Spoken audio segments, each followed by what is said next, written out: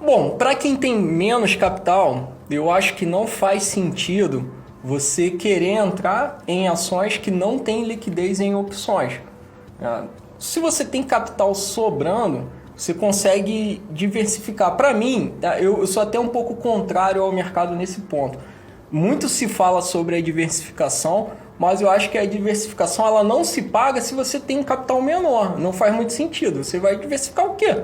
Né? Tipo, não dá nem para comprar um lote de ação. Então, você tem que começar a se preocupar com diversificação com capitais um pouquinho maiores.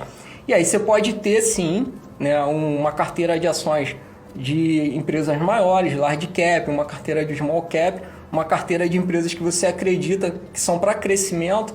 E aí, normalmente, a gente está falando de empresas que têm menos liquidez. Porque se a empresa é para crescer, é porque não cresceu ainda. Então, naturalmente, ela vai ter menos liquidez e provavelmente menos liquidez na ação e, por consequência, menos liquidez na opção.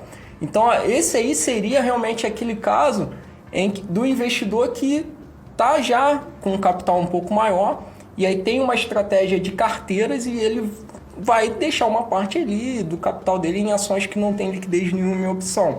Agora, capitais menores, você pode privilegiar as ações que já tem uma boa liquidez. Agora, quando a gente fala de liquidez de opção, muito se preocupa com isso também, porém, para operações mais simples, como esses dois exemplos que eu dei, né, que são operações de renda, que você pode fazer todos os meses, cara, não leva 10 minutos, é rapidinho fazer, né?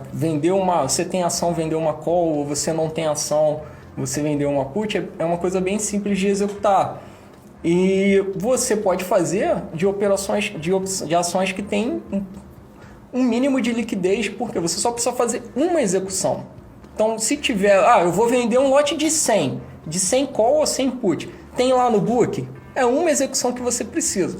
Agora, estou buscando uma operação com 3 pernas, o que é isso? São compras e vendas simultâneas em 3 opções diferentes. Então, cada opção a gente chama de uma perna. Vou fazer uma operação com 4 pernas. Aí sim você precisa de liquidez.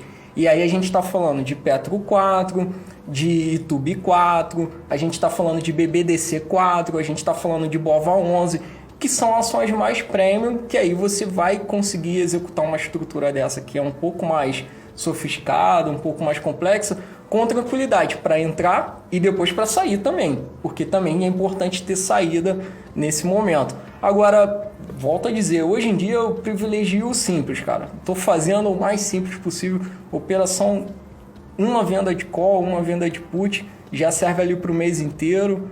Carteira de ações, estratégia de renda fixa, já é o suficiente. E eu acho que, principalmente para quem está começando, é fazer o simples, buscar o simples e aí depois você vai acrescentando mais ferramentas e mais estratégias. E essa questão de estar gordo ou magra, isso é uma gíria que tem a ver com o preço justo da opção. Como a opção ela é um derivativo da ação, ou seja, ela é um ativo que existe em função de outro ativo. Então, o preço dela você consegue calcular com base em algumas informações. Então, existem vários modelos de encontrar o quanto seria um preço justo de uma opção.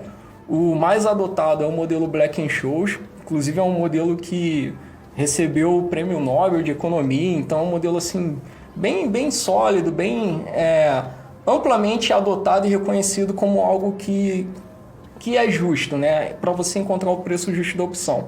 Só que o mercado faz o preço. Então, em determinados momentos, e na verdade na maioria do tempo, a opção nunca está no preço justo. Ou ela vai estar acima ou vai estar abaixo. Então, quando ela está acima do preço justo, você pode chamar ela de gorda. Então, ela está com... se você for vender, ela vai estar com mais prêmio, né? Ela está acima do valor de Black-Scholes. Quando ela está abaixo, ela está magra. E isso tem relação com o preço da ação, com a quantidade de dias até o vencimento, com a volatilidade da ação, com a taxa de juros e tem a ver também com a questão do investidor ali no mercado. Então, às vezes, uma notícia, né, um fato relevante que sai durante o mercado, cria uma euforia e todo mundo começa a comprar e aquele preço específico é distorcido por um dado momento em função só do simples fato de ter muita gente comprando. E aí está fazendo o preço subir. Depois ele tende a voltar para a normalidade. Então, quando a gente vai escolher opções para vender, por exemplo, essa é regra do bom negócio, do feirante. O cara vai tentar comprar a fruta mais barato lá em algum lugar e depois vai levar para a feira para vender a preço de mercado. Da mesma forma que se você vender acima do valor justo, depois que ela não vier para o valor justo, você consegue se desfazer dela mais rapidamente. Então é sempre tentar comprar abaixo do valor, né, calculado ali que seria o valor justo, e vender acima do valor justo. Melhor que isso é só comprar no fundo e vender no topo, mas é um pouco mais difícil, né? O Indec tá tentando há 20 anos fazer isso aí, não tá conseguindo, né, Indec? É por isso que eu não tenho dinheiro pra fazer uma luz tão bonita como o escritório de vocês, viu? Mas um dia eu chego lá.